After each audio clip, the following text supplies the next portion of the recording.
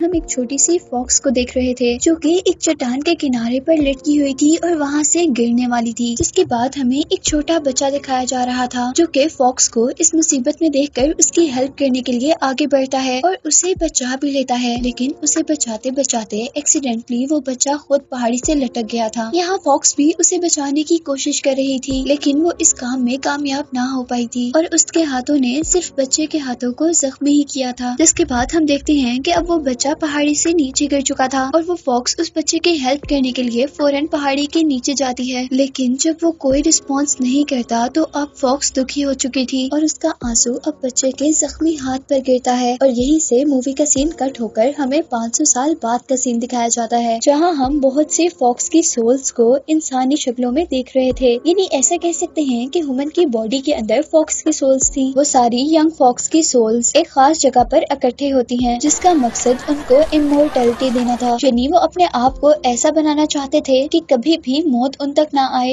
यानी वो कभी ना मरे। और अब यहाँ पर हम एक और फॉक्स सोल को देख रहे थे जिसके पास टिकट नहीं थी, इसीलिए वो टेम्पल के अंदर नहीं जा सकता था। उसके अंदर न जाने की वजह से जहाँ वो भी उदास था वहीं उसके दोस्त भी उसका मजाक उड़ा रहे थे क्योंकि उनको लगता था कि वो कोई भी काम नहीं कर सकता। और अब यहाँ पर एंट्री होती है 9 टेल फॉक्स की जो कि कुछ ही देर में एक ओल्ड मैन में ट्रांसफॉर्म हो चुका था और वही उन फॉक्स सोल्स के ट्राइब का चीफ था। चीफ इन सारी फॉक्स को बता रहे थे कि फॉक्स सोल्स को पावरफुल होने के लिए और इमोर्टल होने के लिए एक खास ऑब्जेक्ट की जरूरत होती है जिसे एलेक्सर ऑफ सोल्स कहते हैं जो कि उनकी ह्यूमन बॉडीज के अंदर पाया जाता है। वो लोग अब अपना रिचुअल परफॉर्म करना शुरू करते हैं और बहुत सी फॉक्स टेल्स के पास उनकी ह्यूमन बॉडी के अंदर से उन्हें ब्लैक एलेक्सर मिलता है, यानी वो चीज जो उन्हें पावर देगी। लेकिन ब्लैक एलेक्सर उनके किसी काम का नहीं था, जबकि उनमें से एक लड़की जिसका नाम अजी है उसे रेड एलेक्सर मिलता है जिससे वो 5 टेल फॉक्स में चेंज हो चुकी थी। यानी अब वो बहुत ज्यादा पावरफुल हो चुकी थी और ओल्ड मैन अब उन सबको बता रहे थे कि नेक्स्ट मंथ एक ऐसा दिन आएगा जिस दिन तुम लोग व्हाइट एलेक्सर को पा सकोगे, जिसको पाते ही फॉक्स 9 टेल फॉक्स में ट्रांसफॉर्म हो जाती है और 9 टेल फॉक्स को सबसे स्ट्रॉन्गेस्ट फॉक्स माना जाता था। इसी के साथ वो ओल्ड मैन ये भी बताता है कि वो व्हाइट एलेक्सर हजारों साल बाद एक मर्तबा किसी को मिलता है जिससे वो 9 टेल फॉक्स में ट्रांसफॉर्म होते हैं। जिसके बाद हम वहाँ पर सारी फॉक्स सोल्स को एक बहुत पावरफुल स्टोन के आगे देख रहे थे और इस स्टोन ने असल में उन्हें उनके मिशंस देने थे। इधर ही हम दोबारा उस फॉक्स सोल को देख रहे थे जिसके पास इस टेम्पल में आने की टिकट नहीं थी, पर वो किसी न किसी तरह इस टेम्पल में पहुंच गया था और वो भी अब उस मैजिकल स्टोन के आगे अपना हाथ करता है ताकि उसे भी कोई मिशन असाइन किया जाए। चाहे उसके हाथ पर बाकी स्टूडेंट्स की तरह पूरी बात नहीं लिखी गई थी, लेकिन फिर भी वो इस बात पर खुश कि चलो कुछ तो लिखा गया है। और अब उस सेरेमनी के बाद चीफ उसे एक साइड पर लेकर जाते हैं। वो उसे कहते हैं कि तुम्हारे हाथ पर जो लिखा गया है तुम्हें पता है कि उसका मतलब क्या है। इस बात का वो जवाब देता है कि नहीं, मुझे कुछ नहीं पता। और वो उससे कहते हैं कि तुम नेक्स्ट मंथ 9 टेल फॉक्स बन सकते हो। जो बात सुनकर वो बहुत ज्यादा खुश हो गया था, लेकिन ये खुशी उसकी चंद सेकंड की ही थी जब चीफ उसे बताता है कि वो मजाक कर रहा है, जबकि उसके हाथ पर जो लिखा गया था उसका ये मकसद बिल्कुल भी नहीं था। चीफ उसे बताते हैं कि उसे कभी भी कोई एलेक्सर नहीं मिल सकता, जिसका मतलब है वो कभी भी इमोर्टल नहीं हो सकता और ना ही उसके पास किसी किस्म की पावर्स आ सकती हैं। और साथ ही चीफ उसे ये भी कहते हैं कि अगर तुम अपनी असल शक्ल में वापस नहीं आना चाहते तो तुम्हें अपना बहुत ख्याल रखना होगा। और अब उसे इस काम के लिए चीफ एक नाइफ भी देते हैं जिसको लेने के बाद अब 13 यानी ये फॉक्स सोल अपना एलेक्सर ढूंढने चला जाता है और जाते जाते वो चीफ से उनका खास स्टोन भी चुरा कर ले गया था। और उसके जाने के बाद अब चीफ उसके लिए बहुत ज्यादा परेशान थे क्योंकि उन्होंने 13 जैसे बहुत से स्टूडेंट्स को अपना एलेक्सर ढूंढते हुए मरते देखा था और वो अपने एक आदमी को 13 का ख्याल रखने के लिए उसका पीछा करने को कहते हैं क्योंकि वो इतना ज्यादा पावरफुल नहीं था कि वो अपना एलेक्सर खुद ढूंढ सके।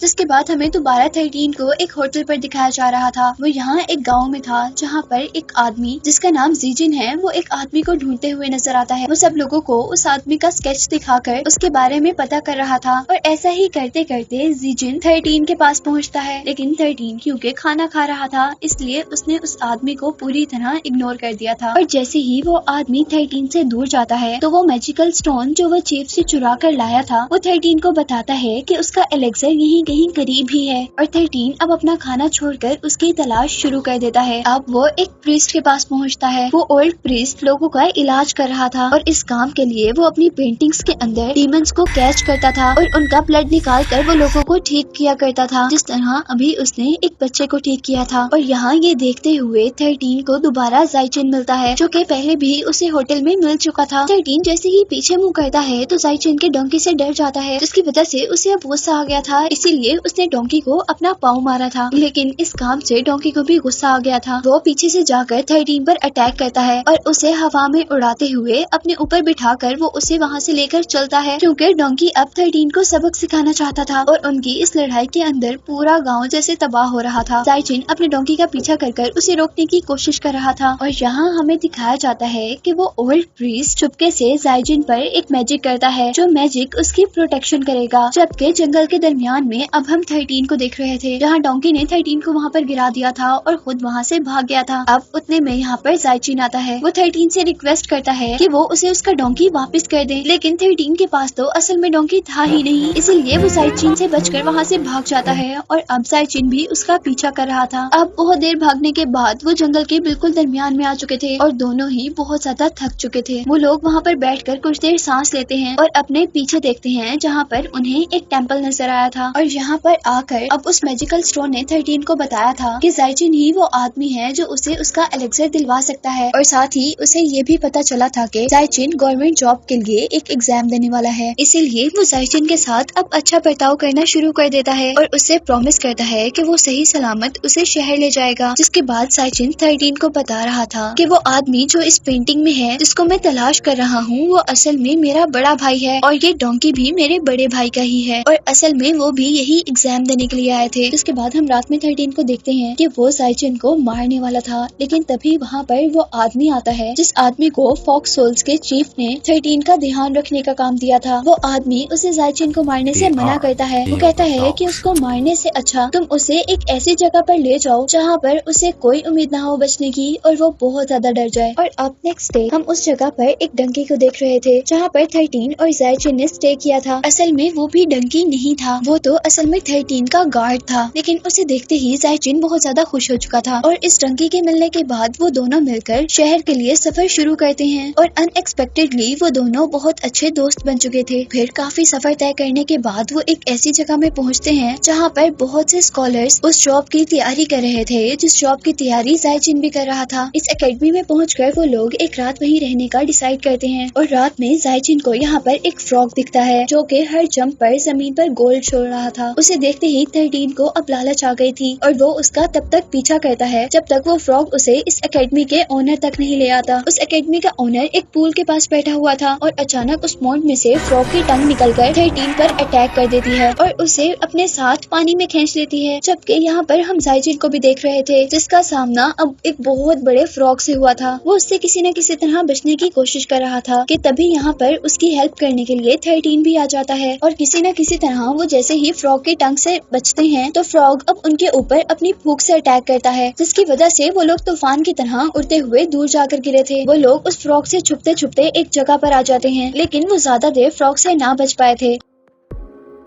और अब 13 के ऊपर फ्रॉग अटैक करते हुए उसे अपने अंदर इनगल्फ कर लेता है और जाइचिन ये देखकर वहाँ से भाग गया था। और अब हम पर रिवील हुआ था कि असल में ये फ्रॉग कोई डीमन नहीं है, बल्कि 13 अपने गार्डियन के साथ मिलकर जाइचिन को डराने की कोशिश कर रहा था। और अब यहाँ पर दोबारा जाइचिन अपने फ्रेंड की हेल्प करने के लिए अपने हाथ में आग लेकर आया था, जिसकी वजह से वो दोनों दोबारा फ्रॉग में ट्रांसफॉर्म हो गए थे। वो यहाँ पर अपने फ्रेंड को बचाने के लिए आ गया था और जैसे ही वो फ्रॉग अपनी टंग को बाहर निकालता है जाइचिन को भी अपने अंदर खींचने के लिए, तो वो फ्रॉग की टंग को ही आग लगा देता है, जिसकी वजह से उसका पूरा मुंह जल गया था और उसके रिजल्ट में उसने 13 को अपने मुंह से बाहर फेंक दिया था। जिसके बाद अब हम उन लोगों को बोट पर सफर करता हुआ देख रहे थे और यहाँ गार्डियन 13 से कहता है कि हमें कॉन्ग शहर जाना चाहिए, जहाँ पर एक ऐसी लड़की है जो तुम्हें तुम्हारे एलेक्सर का कलर बता सकती है। और यही हम देखते हैं कि जहाँ पर वो बैठकर दोनों बातें कर रहे थे वहाँ पर जाइचिन भी एकदम से आ गया था, जिसे देखते ही वो गार्डियन पानी में जंप कर देता है और एक डंकी एनर्जी में ट्रांसफॉर्म होते हुए दोबारा उनकी बोट में चढ़ जाता है। जिसके बाद 13 अब जायचिन को अपनी असलियत बताता है। वो उसे बताता है कि वो कोई इंसान नहीं है बल्कि वो एक फॉक्स सोल है। और ये बात सुनकर जायचिन अब बहुत ज्यादा डर चुका था, लेकिन यहाँ पर 13 उससे प्रॉमिस करता है कि वो उसे नहीं खाएगा। जिसके बाद जायचिन भी खुशी खुशी उस पर ट्रस्ट कर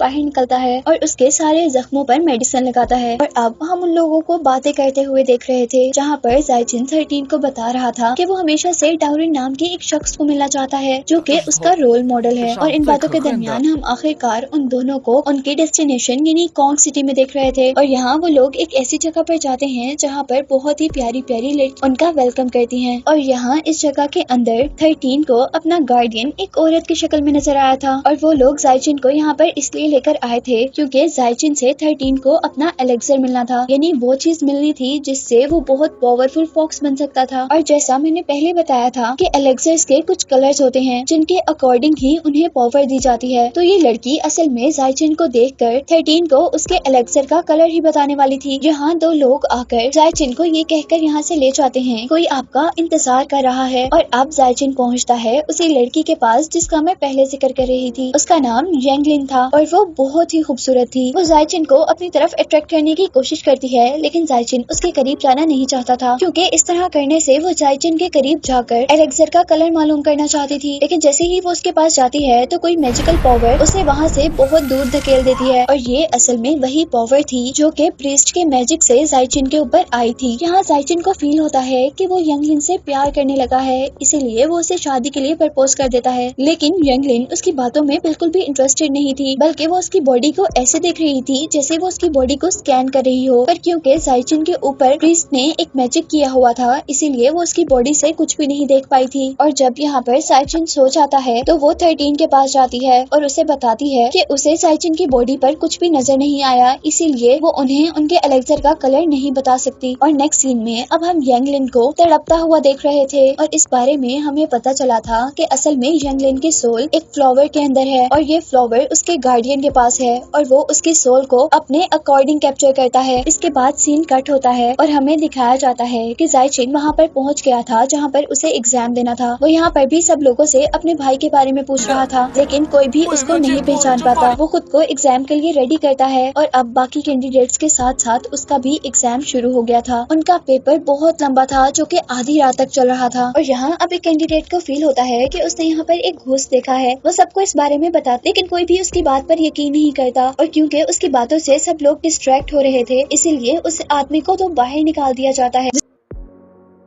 इसके बाद हमें यहाँ पर यांगलिन को दिखाया जाता है, यानी वही लड़की जो 13 को उसके एलेक्सर का कलर बताने वाली थी। वो एक ही झटके में 13 की बॉडी से उसकी सोल को अलहदा करती है। वो 13 को बता रही थी कि उस स्टूडेंट के कहने के अकॉर्डिंग यहाँ पर असल में एक घोस्ट था और उस घोस्ट ने यहाँ पर बहुत से स्टूडेंट्स की सोल्स को कैप्चर कर लिया है और उन स्टूडेंट्स के अंदर जायचिन भी है। यांगलिन 13 से कह रही थी कि ये सबसे बेस्ट टाइम है जिस टाइम में तुम्हें एलेक्सर मिल सकता है। वो कहती है कि क्योंकि जायचिन की बॉडी में उसकी सोल भी नहीं है, इसलिए तुम आसानी से जायचिन को मारकर उसकी बॉडी से अपना एलेक्सर निकाल सकते हो। और अब यहाँ पर हमें जायचिन को दिखाया जा रहा था जिसको घोस्ट की शक्ल में उसका भाई मिला था। लेकिन इससे पहले कि वो अपने भाई से कुछ कह पाता, उसका भाई एक इवल घोस्ट में चेंज हो जाता है। और यहाँ पर अब जायचिन की हेल्प करने के लिए उसका फ्रेंड 13 आया था। हालांकि 13 जायचिन को अपने एलेक्सर के लिए मार भी सकता था, लेकिन क्योंकि 13 दिल का बिल्कुल भी बुरा नहीं था और वो अपनी दोस्ती को भी बचाना चाहता था, इसीलिए वो अब जायचिन की हेल्प कर रहा था उसे मारने के बजाय। लेकिन 13 की इस हेल्प से जायचिन का कोई फायदा नहीं होता और वो दोनों ही एक अजीबोगरीब ट्रैप में फंस जाते हैं। और इस ट्रैप के अंदर अब जायचिन को कहीं दूर लेकर जाया जा रहा था, जबकि जायचिन के भाई के बारे में हमें पता चला था कि ये एग्जाम जो कि जायचिन भी देने आया था और हमें मूवी में पहले भी बताया जा रहा था कि जायचिन का भाई भी इसी एग्जाम की तैयारी कर रहा था और इसी एग्जाम को देते हुए वो इसी एग्जामिनेशन रूम में ही मर गया था। इसी वजह से वो यहाँ पर एक इवल घोस्ट में चेंज हो गया था। यहाँ पर 13 पर एक और इवल स्पिरिट अटैक कर देती है, जबकि जायचिन की सोल जायचिन का अपना भाई एब्जॉर्ब करने लगा था। लेकिन यहाँ अचानक एक मैजिक होता है और जायचिन के भाई को अपना पास्ट याद आ जाता है और उसी पास्ट को देखने की वजह से उसने अपने भाई को भी पहचान लिया था और वो अब उसे छोड़ चुका था। जिसके बाद अब हम देखते हैं कि 13 और जायचिन की सोल्स उनकी बॉडी में वापस आ चुकी थी। और यहाँ पर जायचिन 13 से कहता है कि अब तुमने मुझसे झूठ नहीं बोलना। वो पूछता है कि बताओ क्या तुम मेरे पीछे एलेक्सर एलेक्सर के लिए आए हो। और इसी के साथ जाइजिन कहता है कि अगर तुम इसलिए आए हो तो ठीक है, मैं तुम्हें अपनी जान कुर्बान कर कर एलेक्सर देने के लिए तैयार हूँ। लेकिन अब 13 को ये नहीं चाहिए था, बल्कि 13 यंगलिन को फ्री करना चाहता था। और यहाँ हम पर यंगलिन की असल सच्चाई रिवील होती है और हमें पता चला था कि वो एक लड़की बहुत ही खूबसूरत घोस्ट है और घोस्ट बनने से पहले वो लड़की एक ऑर्फन थी, यानी उसका इस दुनिया में कोई भी नहीं था। इसीलिए लोगों ने उसका बहुत गलत इस्तेमाल किया, जिसके नतीजे में उसने अपनी जिंदगी से तंग आकर अपने आप को ही खत्म कर लिया था। और मरने के बाद वो एक ऐसे घोस्ट में चेंज हो गई थी जो घोस्ट इंसानों का दिल खाया करते थे और अपनी ब्यूटी को प्रिजर्व करने के लिए यानी बरकरार रखने के लिए वो लोगों का ब्लड पिया करते थे। और अब यंगलिन की सच्चाई जानने के बाद जाइजिन 13 की हेल्प करने को मान जाता है, यानी अब वो यंगलिन को इन सब चीजों से फ्री करना चाहता था। इसीलिए वो यंगलिन के पास जाता है और उसे प्रपोज करता है। लेकिन यंगलिन यहाँ उसे अपनी वही सच्चाई बताती है जो सच्चाई उसके बारे में 13 ने जाइजिन को बताई थी। लेकिन जाइजिन अभी भी उससे शादी करना चाहता था और आखिरकार यंगलिन भी जाइजिन के साथ जाने पर तैयार हो जाती है और वो लोग भागकर एक ब्रिज तक आते हैं जहाँ पर 13 ऑलरेडी उनका इंतजार कर रहा था। लेकिन यंगलिन को यहाँ पर एक गलतफहमी हो गई थी और वो ये थी कि 13 अभी भी जाइजिन को मारना चाहता है, लेकिन ऐसा तो कुछ भी नहीं था। और अब वो जाइजिन को बचाने के लिए 13 पर अटैक कर देती है और यहाँ जाइजिन यंगलिन को 13 से बचाने की कोशिश करता है, जिसके साथ यहाँ पर एक और फॉक्स डीमन की एंट्री होती है जिसने अपने साथी यानी 13 को बचाने के लिए यंगलिन पर अटैक कर दिया था।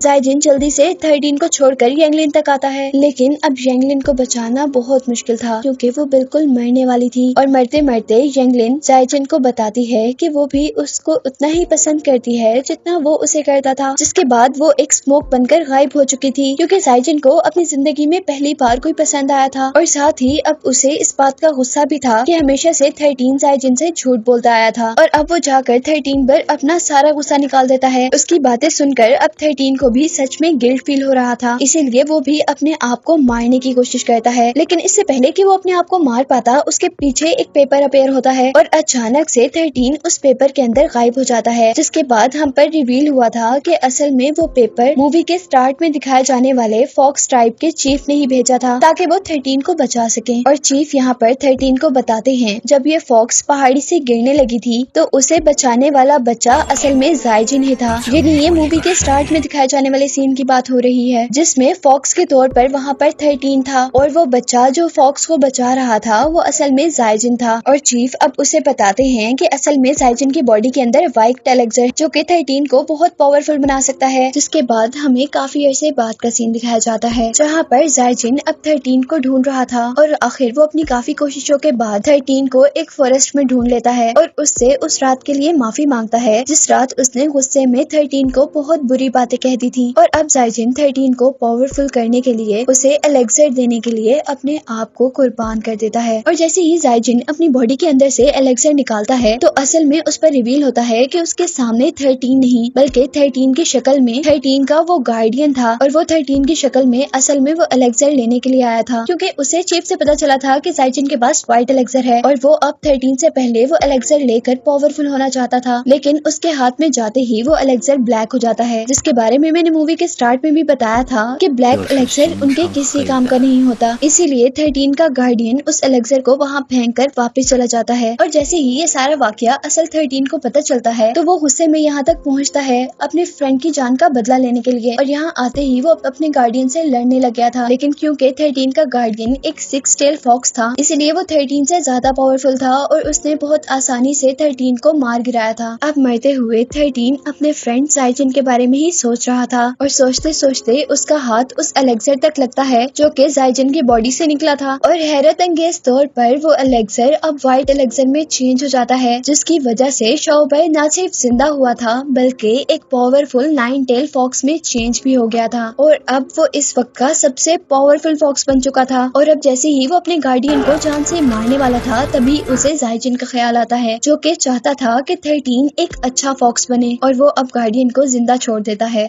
जिसके बाद यहीं से सीन कट होता है और हमें दोबारा जाइजिन को दिखाया जा रहा था। यहाँ थोड़ी कंफ्यूजन ये है कि जाइजिन तो पहले मर चुका था और वो वाकई में ही मर गया था, लेकिन उसके जिंदा होने के पीछे रीजन ये थी कि 13 ने अपनी सारी इमोर्टैलिटी जाइजिन को जिंदा करने में लगा दी थी और अपने आप को एक छोटे से फॉक्स में चेंज कर दिया था, जिसके बाद से जाइजिन और 13 की शक्ल में वो छोटा सा फॉक्स दोनों अब हमेशा मिलकर खुशी खुशी रह रहे थे। जबकि दूसरी तरफ अब हमें 13 के गार्डियन को दिखाया जा रहा था, जो कि एक पेपर में कैद हो गया था और हम पर रिवील हुआ था कि असल में एग्जामिनेशन हॉल में जो बहुत से स्टूडेंट्स की मौत हुई थी वो इसी फॉक्स डेमन की वजह से हुई थी, क्योंकि वो व्हाइट एलेक्सर लेना चाहता था, लेकिन क्योंकि उसकी सोल बुरी थी इसीलिए उसे कभी भी व्हाइट एलेक्सर नहीं मिल सकता था। जिसके बाद इस मूवी का कंक्लूजन ये निकला था कि बुराई की हमेशा हार होती है और अच्छे लोग 13 और जाइजिन की तरह हमेशा खुश रहते हैं, जिसके साथ ये मूवी एंड हो जाती है।